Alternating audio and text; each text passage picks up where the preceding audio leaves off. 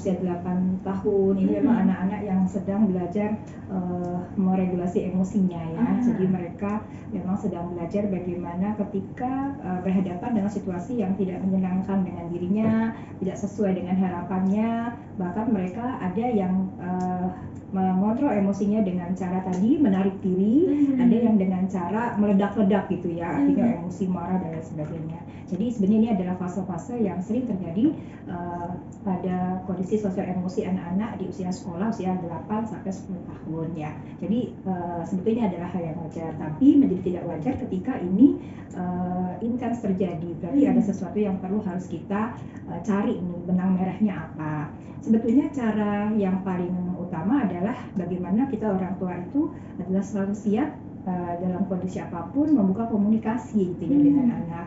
Jadi sering bertanya tentang bagaimana situasi di sekolah, misalnya guru-gurunya siapa saja nak, gitu. Yang misalnya kamu senang, yang tidak kamu senang itu siapa? Yang kamu senang itu gurunya seperti apa sih gitu, yang menurutmu tidak menyenangkan gurunya seperti apa, teman-teman juga seperti itu. Sampai dia bisa mengungkapkan bahwa aku tuh gak senang loh mah kalau gurunya gini. Dan kita tahu oh ternyata tipe anak ini dia sangat sensitif gitu ya. Dia tidak bisa sedikit dibentak. Jadi kita pun belajar mengenali anak gitu ya dari cara-cara dia bicara, ungkapan-ungkapan emosinya. Kita catat kalau perlu oh ternyata anak kita, karena anak itu terkadang apa yang dia reaksikan di rumah berbeda dengan ketika dia reaksikan di lingkungannya gitu ya. Di rumah dia bisa sweet sekali karena di rumah adalah tempat yang aman dan nyaman baginya ya, semua terpenuhi, semua terlindungi. Tapi ketika di luar dia menemukan suatu kondisi lingkungan yang ternyata tidak nyaman, sehingga dia lebih nyaman dan aman di rumah. Sehingga ketika kita mempelajari emosi-emosi yang terjadi di lingkungannya, ini sangat penting untuk menjadi referensi kita. Oh ternyata ada masalah-masalah yang perlu kita dengarkan, mungkin kita bantu untuk menyelesaikan. Karena di usia 8 tahun ini memang peran orang tua masih sangat dibutuhkan. Atau memang ada peran orang tua yang hanya membuka komunikasi saja, tapi si anak bisa menumpahkan semua rasa tidak sukanya di sekolah dengan A, B, C, D, dengan pelajarannya atau segala emosi yang itu menjadi kalau saya sebutnya sampah batinnya anak gitu ya, sehingga si anak pun merasa lega bahwa ada tempat curhatnya gitu ya, itu adalah orang tua. Nah setelah dia merasa kita buka komunikasi, kemudian kita juga menyentuhnya dengan misalnya mensupport dia atau dengan sekedar misalnya memeluk dia, menepuk pundaknya bahwa nak, ibu yakin kamu bisa mengatasi semua. Kalau kamu butuh bantuan ibu siap. Misalnya, kalaupun hari ini kamu menginginkan ibu ada di sekolah, ibu siap. Jadi sebelum kejadian-kejadian itu muncul, maka orang tua itu harus menjadi tempat yang pertama untuk anak menumpahkan semua isi hatinya. Nah setelah itu kita perlu juga nih mengobservasi lingkungan sekolahnya, ini penting ya, sehingga observasi itu bisa dengan cara berbicara dengan si guru gitu ya, bisa datang langsung atau mungkin sekarang menggunakan WhatsApp group ya, misalnya seperti itu. Jadi atau misalnya secara private ya, misalnya kita ingin lebih private sehingga kita tahu bahwa misalnya karakter wali kelasnya seperti ini. Atau kita perlu juga berbagi dengan orang tua yang ada di kelas anak kita. Ternyata peran orang tua ini juga sangat penting ya. Oh dia tahu ternyata dari sekian orang tua itu ada orang tua yang memang sangat memperhatikan anak, sehingga mereka mungkin lebih tahu daripada kita ya, tentang kelasnya anak gitu, sehingga kita bisa menanyakan kepada si orang tua ini ketika kita tidak sempat gitu ya, sehingga komunikasi itu tidak terputus.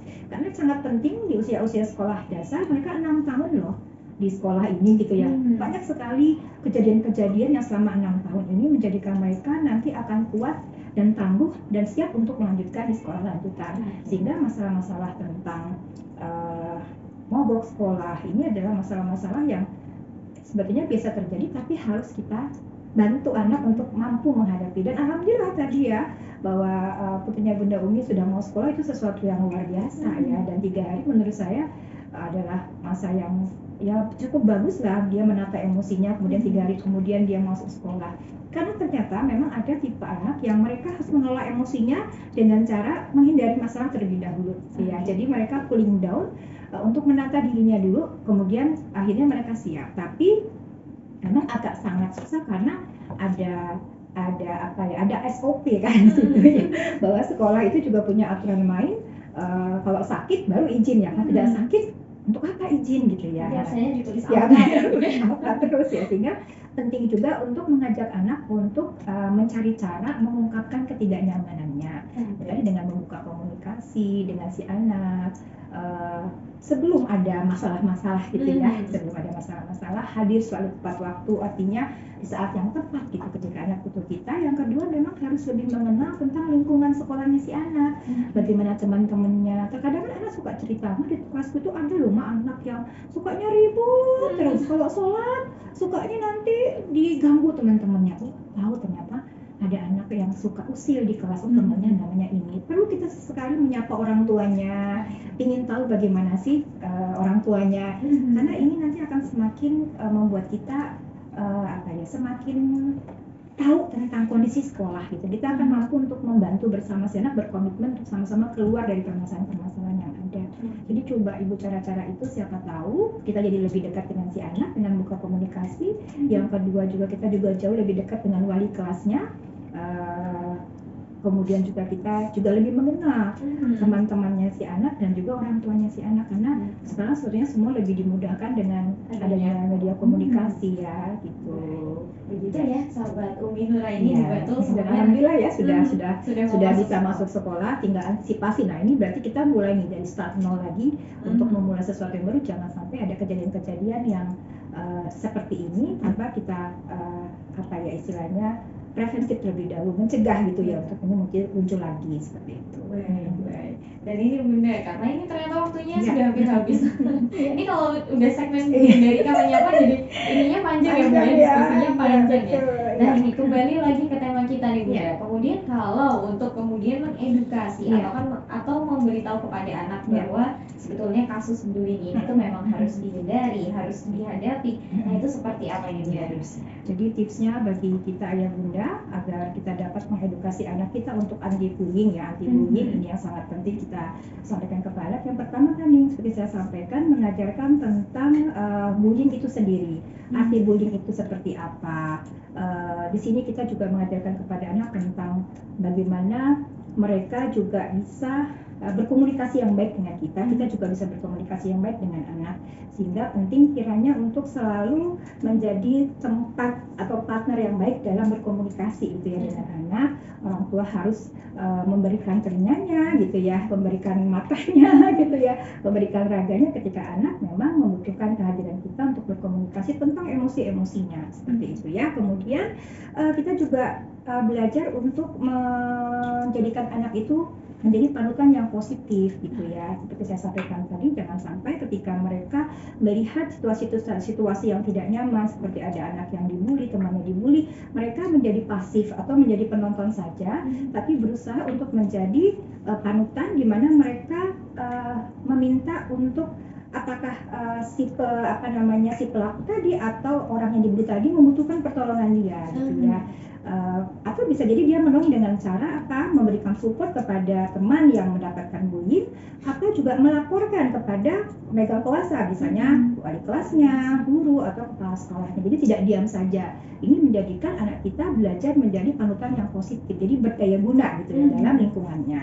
Nah kemudian kita juga harus membangun kepercayaan diri anak tadi ya, bahwa anak itu memang harus betul-betul kita bangun ketangguhannya dengan cara ketika mereka bisa menghadapi anak yang membuli, maka kamu harus berani menyuarakan isi hatimu. Misalnya saya kemarin sempat berdiskusi juga ya dengan teman-teman saya, mereka ada yang mengatakan, nak kalau kamu dikatai kamu sabar ya, kamu istighfar saja gitu ya, kamu gak usah ladeni bahwa rangkul temanmu, tidak usah marah, tidak usah melawan, tapi ketika dia membulimu dengan fisik maka kamu harus lawan, seperti itu. Ada yang seperti itu dan menurut saya fine-fine saja ya, sehingga anak itu terlatih kemampuan dia untuk membela dirinya gitu ya. Tapi berarti juga sabar ketika dibully oleh orang lain, tidak menanggapi secara emosi juga gitu ya. Jadi melatih kepercayaan diri ini penting dengan memberikan solusi-solusi ketika dia menemukan sebuah permasalahan. Nah kemudian lagi yang jelas bagaimana orang tua menjadi teladan sih sebetulnya. Terkadang perilaku bullying ini dikarenakan adanya contoh yang diambil oleh anak di rumah, karena kekerasan fisik orang tua kepada si anak atau kekerasan verbal si orang tua kepada si anak, yang mana akhirnya anak ini melakukan atau mengimitasinya dengan menempatkannya di lingkungan yang menurut dia pas untuk dia aplikasikan, karena itu adalah contoh yang dia dapat dari rumah. Sehingga ini hati-hati tanpa kita sadari sebenarnya anak itu mencontoh dari lingkungan yang kita berikan di dalam keluarga kita. Jadi orang tua jadi teladan dari perkataan kita, cara kita memperlakukan anak ketika emosi, ini semua diimitasi oleh anak. Dan biasanya anak-anak yang membuli ini juga mereka ingin mencari tahu emosinya ini benar atau tidak, atau mereka memang juga anak-anak yang kurang diperhatikan oleh orang tua, seperti itu. Mereka mencari perhatian di luar. Nah, kemudian yang terakhir memang kita harus menjadi bagian dari pengalaman online pertamanya si anak. Jadi orang tua itu harus juga tidak gaptek gitu ya. Jadi ketika anak sudah bersosmed, maka orang tua juga harus tahu sosmednya anak apa, akunnya anak apa. Bahkan kalau bisa ketika mereka sudah mulai belajar tentang sosial media atau tentang online dan segala macam, orang tua lah yang berperan di situ, yang mengajari, bukan dari orang lain yang mengajari. Kita lihat dia mau posting apa. Memang agak repotnya kalau kita diblokir oleh anak kita.